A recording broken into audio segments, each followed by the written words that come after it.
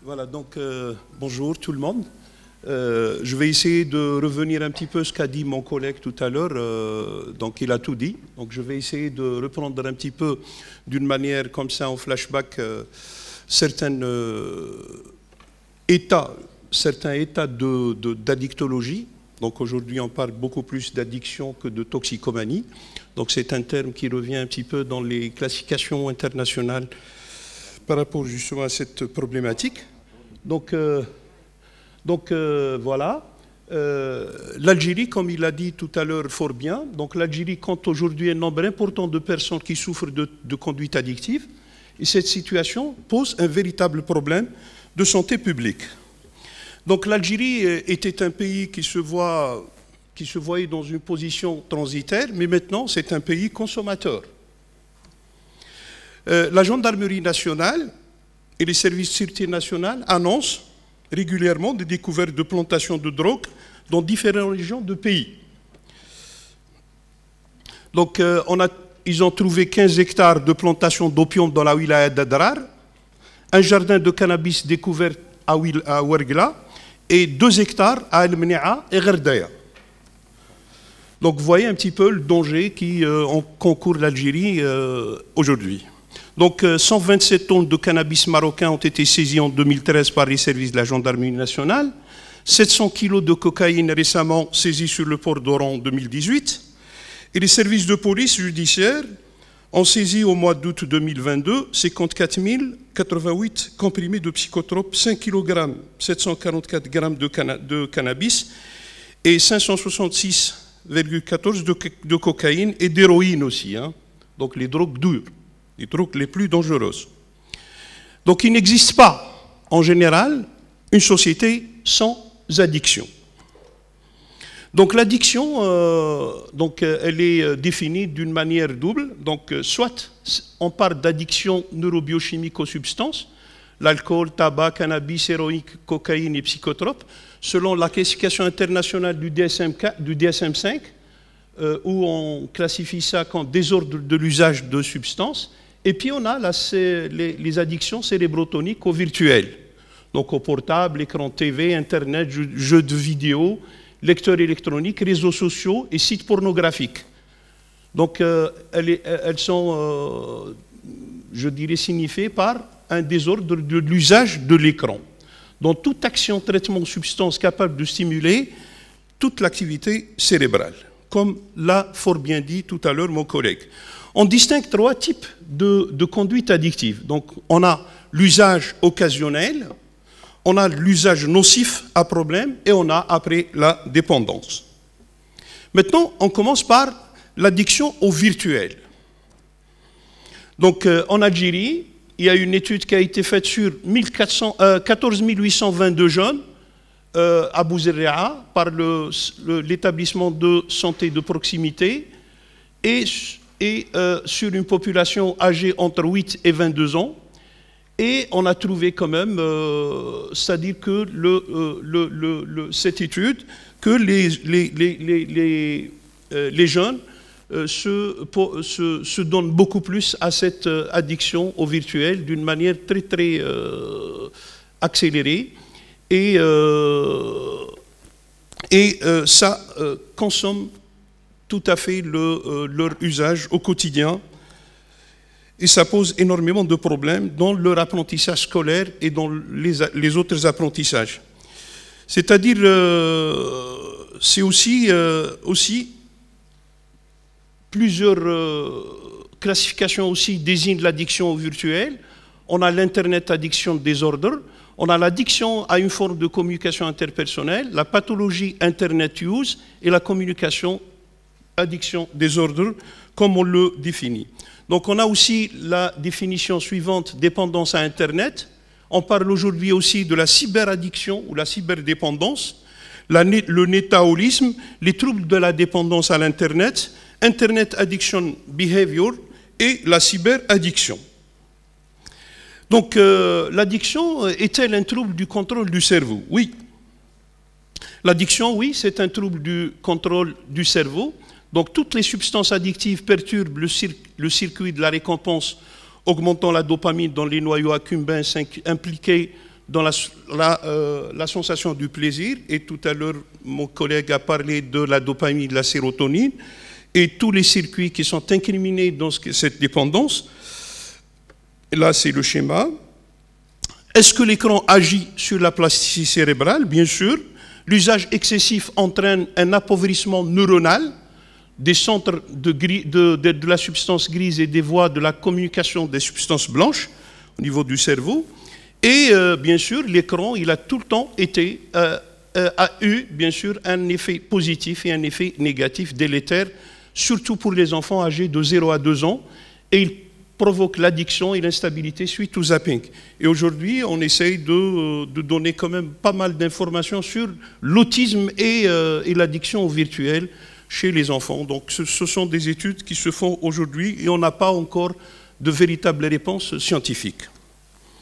6 facteurs, bien sûr, favorisent l'addiction au virtuel. On a la timidité, le faible estime social, du soutien social, le faible estime de soi, l'intolérance à la frustration, la fuite de la réalité et le déni des problèmes. Quels sont les effets et les dangers de l'addiction au virtuel? Donc, les premiers symptômes, c'est l'anxiété, l'agitation psychomotrice, les pensées obsessionnelles, l'augmentation du temps passé sur l'Internet et les conflits professionnels, financiers et les difficultés familiales et ceux du couple. On a aussi les changements d'humeur au début de l'activité. Et puis, on a une tolérance marquée par un besoin sans cesse croissant de se connecter. Désordre alimentaire, bien sûr, dépression, troubles bipolaires, du manque du sommeil, problèmes alimentaires et sexuels, et l'absence de vie sociale et les problèmes de confiance en soi. Toute cette symptomatologie, bien sûr, est engendrée ou agencée, ou la conséquence de cette addiction au virtuel. Donc, on passe, bien sûr, aux effets et dangers du cannabis. Donc le cannabis est une plante elle se présente sous 3 formes. Soit elle a un principe actif qu'on appelle les effets responsables de ces effets psychoactifs, le delta-9 tétrohydrocannabinol.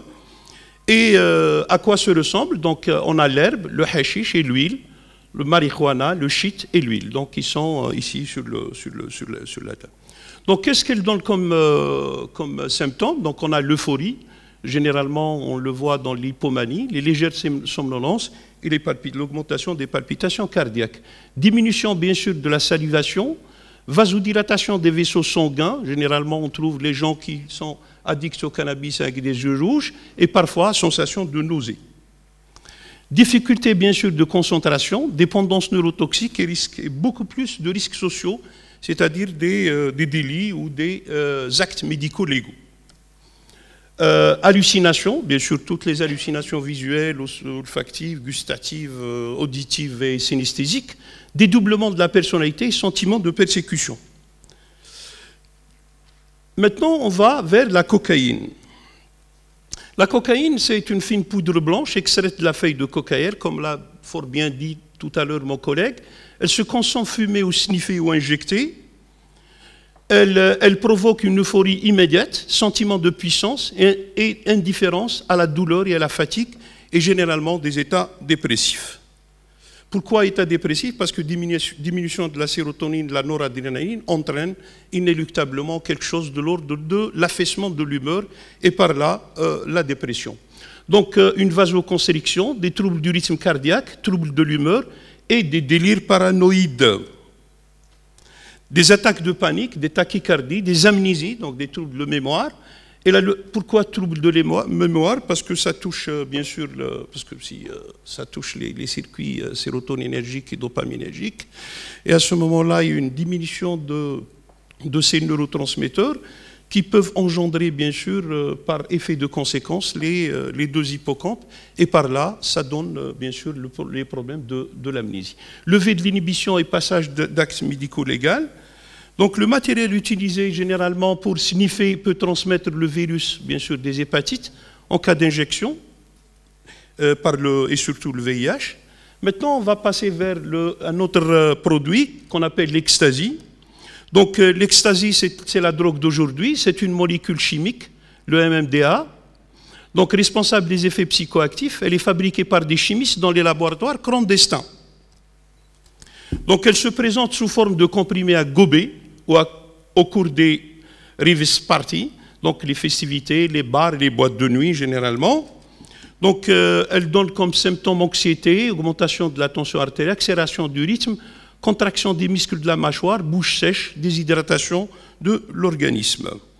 La consommation régulière entraîne l'amaigrissement et l'agressivité, ainsi qu'une dégénérescence neuronale progressive. Donc vous voyez un petit peu, ça donne l'effet bien sûr du bien-être et du plaisir, mais en même temps ça détruit complètement les circuits neuronaux et ça détruit bien sûr toute la genèse de la neuroplasticité cérébrale.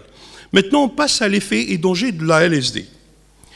La LSD, donc, obtenue à partir de l'ergot de seigle, le champignon, parasite du seigle, c'est celui-là. Il est présenté sous forme de comprimés et de poudre. Donc c'est un puissant hallucinogène, elle provoque des fous rires incontrôlables, des délires et des bouffées délirantes, et les tripes.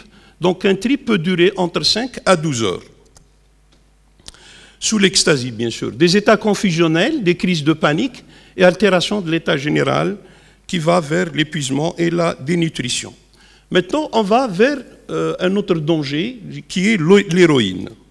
Donc l'héroïne est aussi un opiacé puissant obtenu à partir de la morphine contenue dans le latex recueilli sur le pavot qui sert aussi à la fabrication de l'opium. Elle entraîne un effet de flash, l'euphorie, la somnolence, les bradycardies, l'anorexie, bien sûr, l'insomnie, l'anxiété et l'agitation. Bien sûr, elle entraîne la marginalisation sociale et bien sûr l'insuffisance respiratoire, d'où perte de connaissance et mort subite. Et bien sûr, les infections sont par contamination du VIH et de l'hépatite. Maintenant, on va voir aussi l'alcool, qui est aussi un produit toxique par excellence, et c'est un produit addictif. Donc l'alcool est obtenu par fermentation de végétaux riches en sucre ou par distillation. Donc on a le vin, la bière, les boissons apéritives et les liqueurs. L'alcool ne se digère pas, il passe directement du tube digestif au vaisseau sanguin. C'est ça qui entraîne souvent des troubles digestifs, des nausées et des vomissements. Il est responsable de la diminution de la vigilance et provoque bien sûr des accidents de la voie publique et perte de contrôle de soi qui conduit vers la violence, le suicide et l'homicide. L'abus de l'alcool entraîne des risques de développer des cancers de la bouche et de la gorge et de l'œsophage, la maladie du foie, bien sûr la cirrhose, le pancréas et les troubles cardiovasculaires et bien sûr les maladies du système nerveux. Un consommateur excessif peut évoluer en 3 étapes. Donc la première étape, c'est on n'observe aucun dommage, donc tout est bien. Donc la deuxième étape, ça commence avec des difficultés d'ordre relationnel, social, professionnel et judiciaire. Et la troisième étape, la personne se sent incapable de réduire ou d'arrêter sa consommation malgré la persistance des dommages, et on appelle ça l'alcoolodépendance. L'alcoolodépendance, elle provoque des symptômes, bien sûr, tremblement des extrémités du corps, les crampes, les tendances anorexigènes, les troubles du comportement. Donc voilà un schéma d'un verre d'alcool, bon, on va passer ça. Maintenant, on va voir le tabac, comme l'a bien expliqué tout à l'heure mon collègue. Et on va voir, bien sûr, le tabac est une plante. Donc soit on a les tabacs bruns plutôt, les tabacs blancs et les tabacs clairs. Donc les tabacs bruns sont séchés à l'air et au feu, les tabacs blancs sont séchés à l'air chaud, et les tabacs clairs, goût américain, sont séchés à l'air libre ou au soleil. Le tabac contient bien sûr le monoxyde du carbone et du goudron, très nocif pour la santé, et surtout la nicotine, un effet éveillant, anxiolytique et coupe-faim. Le tabac augmente bien sûr la tension artérielle, accélère le rythme cardiaque et détériore les artères. Les risques coronariens et le décès par infarctus sont 2 fois plus élevés chez les fumeurs, et les risques vasculaires touchent les artères du cerveau et des membres inférieurs. Le tabac a des effets nocifs sur la grossesse prématurée, prématurité, poids de naissance inférieur à la norme, comme l'a bien expliqué tout à l'heure mon collègue, troubles de l'appareil respiratoire, les bronchites chroniques et les cancers du poumon.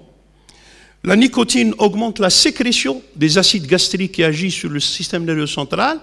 Le tabac limite l'apport d'oxygène au cerveau et les muscles, et il est responsable de maux de tête et de vertiges. 1 sur 4 des cancers est associé au tabac. Donc cancer des branches, des cavités buccales, l'œsophage, la vessie, l'utérus et l'estomac. Maintenant, on va voir les effets et dangers des psychotropes. Donc les psychotropes sont des médicaments prescrits avec discernement suite à un diagnostic par un médecin psychiatre. Ils permettent d'atténuer ou de faire disparaître une souffrance mentale. Les effets d'un psychotrope dépendent de sa composition chimique et de ses doses administrées à la sensibilité individuelle du patient ou du malade. Les psychotropes consommés chez les toxicomanes sont les tranquillisants généralement, les benzodiazépines, les somnifères, les hypnotiques et les correcteurs des effets neuroleptiques et les antalgiques. L'usage de drogue est un équivalent de conduite suicidaire. Nombreux finissent un jour par se suicider. Quelle est la possibilité thérapeutique pour le... Donc on se pose aussi des questions par rapport justement à la prise en charge. Est-ce qu'on doit faire un sévrage long ou un retrait brutal du produit consommé? Est-ce qu'il faut prescrire ou pas des psychotropes après justement consommation? Parce qu'il y a énormément d'addictions qui sont associées à des troubles mentaux ou des pathologies mentales. On appelle ça la comorbidité. Et puis faut-il prescrire ou non, bien sûr, un palliatif sous contrôle, la méthadone, le Subutex? Et quelle psychothérapie faut-il appliquer pour quel type d'addiction? Donc ce sont des questions qui se posent dans la prise en charge En guise de conclusion, nous devons écouter, bien sûr, toutes les souffrances silencieuses après le premier portable, la première cigarette, la première ivresse, le premier comprimé psychotrope et la première relation sexuelle. Pourquoi? Parce qu'on parle aussi d'addiction psychosexuelle. On ne doit jamais dramatiser un essai ou une erreur. Je termine. Aucune recette n'existe pour éviter qu'un individu ne fasse usage d'un produit addictif. Attention à l'indifférence et à la stigmatisation et l'ostracisme des personnes addictes. Il faut s'interroger, parler en toute confiance de toutes les conduites addictives. Chercher conseil et assistance auprès de professionnels de santé n'est pas une marque de faiblesse, ni encore une honte. Dénier ou fuir les conflits ne les résout pas. Les hôpitaux, les centres de santé, les dispositifs d'hygiène mentale, les cabinets de psychiatres et de psychologues, conseils et soins peuvent être donnés à tous ceux qui en font la demande. Car la vie est une somme d'expériences, une quête d'émotions et de connaissances. Elle nous apporte des succès, mais aussi beaucoup d'échecs. Et merci pour votre aimable attention. J'espère que je n'ai pas... Ah, excellent, c'était un exposé excellent, c'était clair. J'espère que l'assistance, les étudiants en profitent de ces communications qui sont claires. Je remercie énormément le docteur Lawij pour cet exposé. Merci.